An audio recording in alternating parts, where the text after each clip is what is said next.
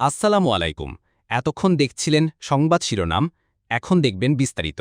প্রাথমিক শিক্ষকদের অনির্দিষ্টকালের কর্মবিরতিতে সারা দেশে বন্ধ পাঠদান, ৩ দফা বাস্তবায়ন ও পুলিশি হামলার প্রতিবাদ। সংসদ নির্বাচনে শঙ্কার কারণ নেই, আবারও জানালেন আইন উপদেষ্টা। বললেন ফেব্রুয়ারির প্রথমার্ধে ভোট আয়োজনে বদ্ধপরিকর সরকার।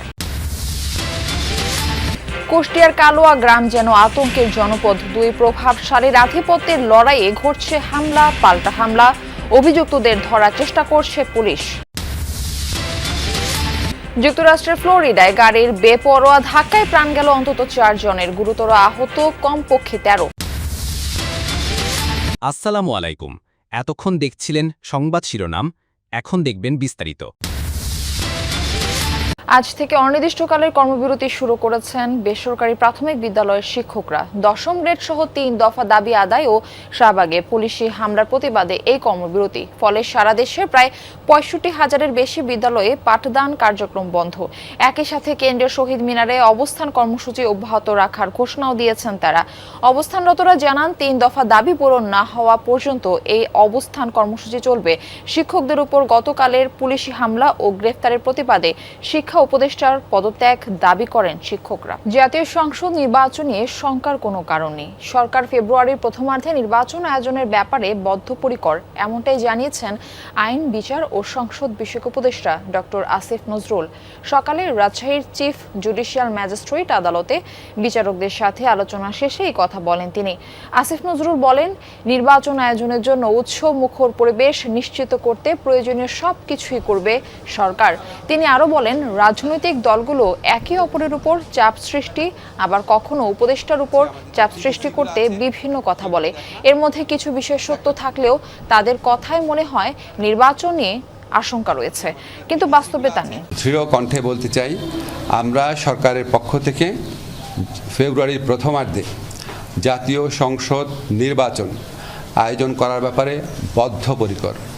এটার সাথে সম্পর্কিত বা এটাকে বিলম্বিত করার কোনো ইস্যু আছে বলে আমরা মনে করি না। বিএনপির দলীয় প্রার্থী ঘোষণার পরে উত্তর সাতক্ষীরা ৩ আসনের কালীগঞ্জ ও আশাশুনি উপজেলা বিএনপির কেন্দ্রীয় নির্বাহী কমিটির সদস্য সাবেক এমপি কাজী আলাউদ্দিনকে প্রার্থী করায় ক্ষুব্ধ দলটির অপর নির্বাহী কমিটির সদস্য ডাক্তার শহীদুল আলমের কর্মী সমর্থকরা। প্রার্থী ঘোষণার পর একদিকে চলছে ধানের শীষের প্রচার প্রচারণা, অপরদিকে প্রার্থী পাল্টাতে লাগাতার আন্দোলন চালিয়ে যাচ্ছে অপরপক্ষ। প্রশ্ন উঠেছে, এই সমস্যার সমাধান কোথায়? গেল ৩ নভেম্বর বিএনপি প্রার্থী ঘোষণার পর রাতেই সাতক্ষীরা ৩ আসনের নলতায় শুরু হয় বিক্ষোভ। পরদিন নলতা ও কালীগঞ্জ সদরে সকাল থেকে সন্ধ্যা সড়কে চলে বিক্ষোভ। একটাই দাবি, ডাক্তার শহীদুল আলমের মনোনয়ন। ডাক্তার শহীদুল ভাই যদি আমাদের এখানে আসে, তাহলে আমরা ইনশাআল্লাহ দেশনায়ক তারেক রহমানকে এই আসনটা উপহার দিতে পারবো। তার নমিনেশন নেওয়ার জন্য আমরা এই রাজপথে নেমেছি। যতদিন পর্যন্ত না দেবে ততদিন আমরা এই রাজপথেই থাকবো। আমরা জনগণ তার প্রিয় হইয়া তার জন্য আজকে রাজপথে আইছি। প্রার্থী বদলাতে বিক্ষোভ, মানববন্ধন, কালো পতাকা মিছিল সহ লাগাতার কর্মসূচি পালন করছে এক পক্ষ। দাবি পূরণ না করা পর্যন্ত আন্দোলন চালিয়ে যাওয়ার ঘোষণা দিয়েছেন ডাক্তার শহীদুল আলমের অনুসারীরা। সবশেষ গণপদত্যাগ কর্মসূচিরও ঘোষণা রয়েছে তাদের। জুলাই অভ্যুত্থানে চানখারপুলে শহীদ আনাস সহ ৬ জনকে হত্যার মামলায় বরখাস্ত ডিএমপি কমিশনার হাবিবুর রহমান সহ ৮ পুলিশের বিরুদ্ধে মামলার ১৪তম দিনের সাক্ষ্য গ্রহণ আজ। বিচারপতি গোলাম মর্তুজা মজুমদারের নেতৃত্বাধীন আন্তর্জাতিক অপরাধ ট্রাইব্যুনাল ১-এ এই সাক্ষ্য গ্রহণের কথা রয়েছে। এখন পর্যন্ত এই মামলায় ২২ জন সাক্ষ্য দিয়েছেন। সাক্ষীদের মধ্যে রয়েছেন প্রত্যক্ষদর্শী পুলিশ কর্মকর্তা, ভুক্তভোগী পরিবারের সদস্য, জুলাইয়ের আহতরা, চিকিৎসক এবং যুব ও ক্রীড়া উপদেষ্টা আসিফ মাহমুদ সজীব ভুইয়া। সাক্ষীরা এই ঘটনায় জড়িতদের দৃষ্টান্তমূলক শাস্তির দাবি জানিয়েছেন। মামলায় গ্রেপ্তার আছেন শাহবাগ থানার বরখাস্ত পরিদর্শক আরশাদ হোসেন, কনস্টেবল সুজন, ইমাজ হোসেন ও নাসিরুল। অন্যদিকে ডিএমপি কমিশনার হাবিবুর রহমান, যুগ্ম কমিশনার সুদীপ চক্রবর্তী, রমনার ডিসি আক্তার এবং এসি ইমরুল পলাতক রয়েছেন। রাজধানীর মোহাম্মদপুর বেড়িবাঁধে ইউল্যাব ইউনিভার্সিটির পাশের একটি গ্যারেজে আগুনের ঘটনা ঘটেছে। এই ঘটনায় গ্যারেজে থাকা একটি পিকআপ, একটি অ্যাম্বুলেন্স ও একটি প্রাইভেট কার পুড়ে গেছে। শনিবার রাত 12টার পরে এই ঘটনা ঘটে। খবর পেয়ে ফায়ার সার্ভিসের একটি ইউনিট ঘটনাস্থলে পৌঁছে আগুন নিয়ন্ত্রণে আনে। গ্যারেজ মালিক ও পুড়ে যাওয়া গাড়ির মালিকদের অভিযোগ, একটি মোটরসাইকেলে 3 ব্যক্তি এসে আগুন ধরিয়ে পালিয়ে যায়। এ সময় গাড়িতে থাকা গ্যাস সিলিন্ডার বিস্ফোরিত হয়ে পাশে থাকা দুটি গাড়িতে আগুন ছড়িয়ে পড়ে। এই ঘটনায় 10 লাখ টাকার মতো ক্ষতি হয়েছে দাবি গ্যারেজ মালিকের। তবে এই ঘটনায় কেউ হতাহত হয়নি। ওনারা পিকআপ থেকে ওই মোটরসাইকেল বাইকের থেকে নামছে, নামে 2 জন আগুন ধরাইছে আর একজন বাইকেই ছিল। আমার এখানে মেরামতের জন্য 2টা গাড়ি, একটা হইলো ইদারিং 2-1 দিন ধরে আসছে এইটা, আর একটা গাড়ি অনেক দিন ধরে পড়ে আছে। এই 2টা গাড়ি ক্ষতি হয়েছে। 8 মিনিটের মাথায় এখানে পৌঁছা পরে দেখি যে 3টা গাড়িতে আগুন জ্বলতেছে। একই সাথে 2টা হলে অ্যাম্বুলেন্স ছিল পুরাতন মেরামতযোগ্য, আর একটা হলে পিকআপ গাড়িতে। আমরা তাৎক্ষণিক অগ্নি নির্বাপন চেষ্টা করি এবং আগুন নিভে ফেলি।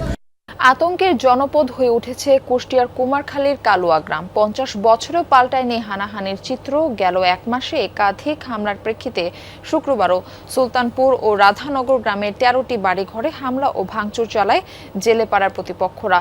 এতে পুরুষশূন্য হয়ে পড়েছে গ্রাম দুটি। পুলিশ জানিয়েছে, পাল্টাপাল্টি মামলায় অভিযুক্তদের ধরতে অভিযান চলছে। নভেম্বরের 1 তারিখ সকাল 9:30 সিসিটিভি ফুটেজে দেখা যায় ঢাল সড়কি নিয়ে কালোয়া জেলেপাড়া এলাকায় হামলা করে 15 থেকে 20 জনের একটি দল। এলাকাবাসী জানায়, বাজারে অফিস দখল নেয়াকে কেন্দ্র করে স্থানীয় প্রভাবশালী রাশিদুল ইসলাম রাসু সমর্থিত লোকজন হামলা চালায় বকুল সমর্থিত লোকজনের বাড়িতে। এরই জেরে শুক্রবার সন্ধ্যায় আবারও সুলতানপুর গ্রামের রাসু সমর্থিত ব্যবসায়ীর বাড়িতে হামলা চালিয়ে ভাঙচুর ও লুটপাটের অভিযোগ ওঠে বকুল সমর্থিত লোকজনদের বিরুদ্ধে। এরা সব জিনিসপত্র নিয়ে অস্ত্র নিয়ে গুলি করে লাগে। গুলি ফুটানি লোকজন, পাড়ার লোকজন, ভ্যান ম্যান রডে যা ছিল সব চলে গেল। তারপর আমার বাড়ি ঘর ভাঙি সব বের। আমার বাসার স্বর্ণ 5 ভরি স্বর্ণ ছিল আমার। তারপর ডয়ারের মধ্যে 15 লাখ টাকা ছিল, ওই টাকাগুলো নিয়ে চলে গেছে। শুক্রবার সন্ধ্যায় রাধানগর গ্রামের 12টি বাড়িঘরে হামলার অভিযোগ ওঠে বকুল সমর্থিত লোকজনদের বিরুদ্ধে। গ্রামগুলোতে একাধিকবার পুলিশের অভিযান হলেও ধরাছোঁয়ার বাইরে মূল অভিযুক্তরা সহ জড়িত সন্ত্রাসীরা। গোয়েন্দা তথ্য সংগ্রহ করে আমরা কিছু কিছু ক্ষেত্রে স্পেসিফিক অভিযান পরিচালনা করে অপরাধীদেরকে গ্রেপ্তারের আওতায় নিয়ে আসছি। শহরকেন্দ্রিক বিশেষ অভিযান পরিচালনা করছি ইতিমধ্যেই। যুক্তরাষ্ট্রের ফ্লোরিডায় গাড়ির বেপরোয়া ধাক্কায় প্রাণ গেছে অন্তত 4 জনের, গুরুতর আহত 13 জন। শনিবার ফ্লোরিডার ট্যাম্পা শহরে হয়েছে এই দুর্ঘটনা। হাইওয়েতে বেপরোয়াভাবে চলতে থাকা গাড়িটিকে চিহ্নিত করে নিরাপত্তা বাহিনী থামানোর চেষ্টায় ব্যর্থ হলে পিছনে পুলিশের গাড়ি ধাওয়া খেয়ে গতি বাড়িয়ে দেয় চালক। এক পর্যায়ে হারিয়ে ফেলে নিয়ন্ত্রণ, ধাক্কা মারে একটি ভবনে। এই ঘটনায় ঘটনাস্থলে মারা যায় 3 জন। হাসপাতালে নেওয়া হলে প্রাণ যায় আরও 1 জনের। আহতদের মধ্যে বেশ কয়েকজনের অবস্থা আশঙ্কাজনক। এই ঘটনায় আটক করা হয়েছে 22 বছর বয়সী এক তরুণকে। চলছে তদন্ত। আলোচনায় পাকিস্তানের সংবিধানের 27তম সংশোধনী অনুমোদন পেলে তৈরি হবে প্রতিরক্ষা বাহিনীর প্রধানের পদ। আজীবন সাংবিধানিক সুরক্ষা দেওয়া হবে শীর্ষ সামরিক কর্মকর্তাদের। পাশাপাশি দায়িত্বে থাকাকালীন যে কোনো ফৌজদারি মামলা থেকে দায়মুক্তি পাবেন সরকার প্রধান। এছাড়া একাধিক সংস্কারের প্রস্তাব করা হয়েছে বিচার বিভাগে। শনিবার পার্লামেন্টের উচ্চকক্ষে উপস্থাপন করা হয় সংবিধান সংস্কারের খসড়া প্রস্তাব। মে মাসের ভারত পাকিস্তান সংঘাত শেষে ফিল্ড মার্শাল উপাধি দেওয়া হয়েছিল পাকিস্তানের সেনাপ্রধান আসিম মুনিরকে। এবারে চিফ অব আর্মি স্টাফকে সাংবিধানিকভাবে প্রতিরক্ষা বাহিনীর প্রধান করার তোড়জোড় শুরু করেছে শেহবাজ শরীফের সরকার। এরই মধ্যে দেশটির কেন্দ্রীয় মন্ত্রিসভায় অনুমোদনের পর পার্লামেন্টের উচ্চকক্ষ সিনেটে সংবিধানের 27তম সংশোধনী বিলের খসড়া প্রস্তাব করা হয়েছে, যাতে সংবিধানের 243তম অনুচ্ছেদের বেশ কিছু পরিবর্তনের প্রস্তাব দেওয়া হয়েছে। এই সংশোধনী অনুমোদিত হলে বাতিল হবে সামরিক বাহিনীর জয়েন্ট চিফ অব স্টাফ কমিটির চেয়ারম্যানের পদ। এছাড়াও শীর্ষ